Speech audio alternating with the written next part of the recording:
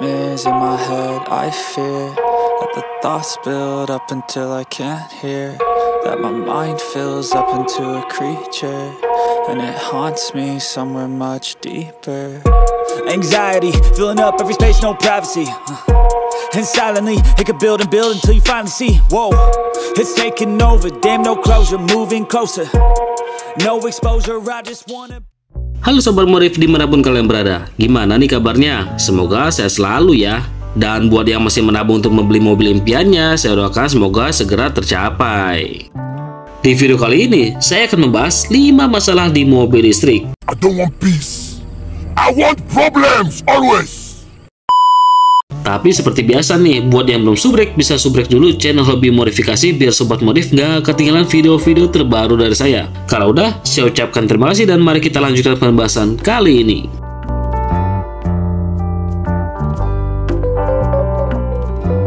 Saat ini cukup banyak orang yang mengkampanyekan betapa mudah dan murahnya biaya maintenance sebuah mobil listrik murni. Bahkan sekelas website berita saja mengkampanyekan murahnya biaya maintenance menjadi salah satu keunggulan dari mobil listrik. Dan ya, memang harus diakui untuk urusan biaya maintenance sebuah mobil listrik masih tergolong relatif lebih murah daripada mobil yang menggunakan mesin biasa. Tapi di balik kemudahan-kemudahan yang ditawarkan oleh sebuah mobil listrik, ternyata belum diimbangi dengan keberadaan montir-montir umum yang juga ahli di bidang mobil listrik. Yang mana itu sangat berbeda dengan mobil-mobil yang masih menggunakan mesin berbahan bakar fosil sob. Sobat Modif bisa dengan mudah memperbaiki kendala yang timbul di sebuah mobil bermesin biasa hanya dengan mengunjungi bengkel umum. Misalnya CVT rusak, maka bisa saja Sobat Modif memperbaikinya di bengkel spesialis CVT. Entah itu nanti pakai part cabutan atau nanti diakalin. Tapi kalau misalnya mobil listrik tiba-tiba mogok, maka Sobat Modif harus membawa mobil tersebut ke bengkel resmi untuk mencari masalah yang terjadi. Karena memang belum ada bengkel umum yang spesialis di mobil listrik. Jadi jangan sampai nih, mobil listrik Sobat Modif rusak di tempat yang jauh dari bengkel resmi.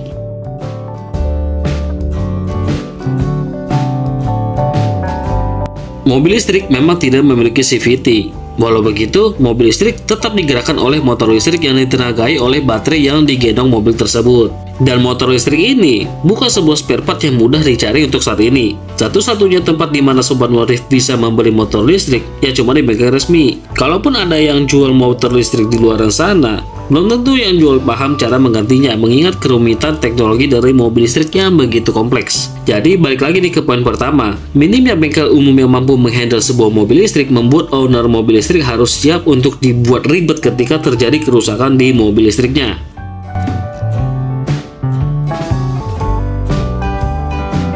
Entah udah berapa kali nih saya menyebutkan kalau saat ini harga baterai di sebuah mobil yang menggunakan baterai baik hybrid maupun full listrik masih tergolong cukup mahal. Walau sebenarnya dari pihak pabrikan udah memberikan garansi baterai mulai dari 5 tahun sampai dengan 8 tahun. Tapi yang perlu diingat nih, bahwa setelah masa garansi habis, maka pemilik mobil listrik harus menanggung seluruh biaya penggantian baterai, termasuk biaya jasanya. Dan kalau berasumsi dalam 8 tahun ke depan harga baterai akan semakin murah, rasanya terlalu beresiko sob. Ya memang tidak menutup kemungkinan harga baterai dari sebuah mobil listrik itu bisa turun karena pada dasarnya brand-brand otomotif besar di dunia ini sedang menggelontorkan dana besar-besaran untuk R&D mobil listrik. Tapi kalau itu tidak terjadi, maka akan timbul masalah baru.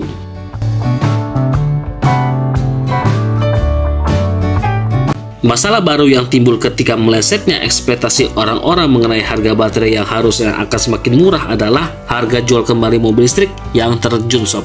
Atau mungkin lebih parahnya nanti nggak ada yang mau beli.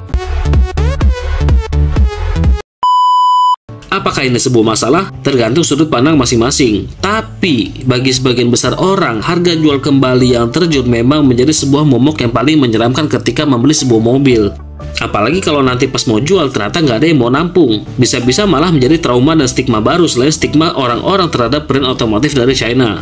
Contohnya, saat ini Toyota Prius tahun 2007 dijual dengan harga mulai dari 180 jutaan di pasar mobil bekas. Sedangkan Innova tahun 2004 masih dijual dengan harga mulai dari 90 jutaan. Malah ada yang tembus 110 jutaan di pasar mobil bekas. Bedanya nggak terlalu signifikan kan?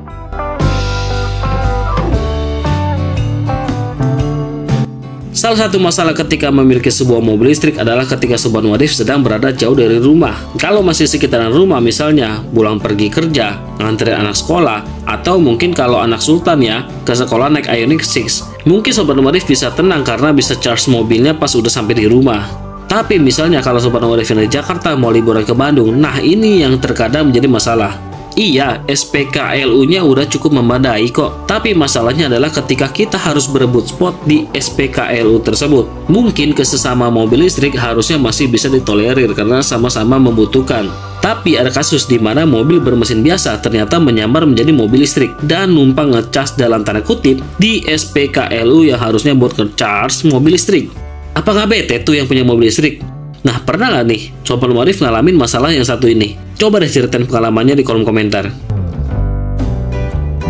Nah, itulah 5 masalah mobil listrik. Apakah mobil listrik itu nggak worth it untuk dibeli? Menurut saya untuk saat ini ya, belum worth it sih. Tapi bukannya nggak boleh beli, silahkan beli kalau Sobat Modif memang tergolong ke kasta sultan. Karena gimana pun juga harus diakui bahwa mobil listrik memang hemat di biaya operasional selama masih dalam masa garansi dan asuransi. Biaya ngecharge-nya murah, nggak perlu ganti oli mesin per 5.000 atau 10.000 km, nggak perlu galau kalau isi pertama ke turbo atau solar dex itu bikin boncos. Malah salah satu hal yang paling saya suka dari mobil listrik adalah bisa nikmatin ademnya AC mobil di tengah panasnya ibu kota dengan biaya tarif semahal tarif listrik di rumah. Nah, kalau menurut Sobat Modif sendiri gimana nih? Kira-kira mobil listrik tuh worth it nggak sih? Coba deh tulis pendapat Sobat di kolom komentar.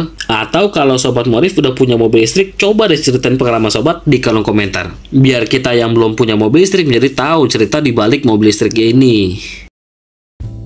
Oke deh, sekian dulu untuk video kali ini. Like kalau suka dengan video ini, jangan lupa subscribe channel Hobi Modifikasi biar Sobat Modif nggak ketinggalan video-video terbaru dari saya. Sampai jumpa di video berikutnya dan terima kasih.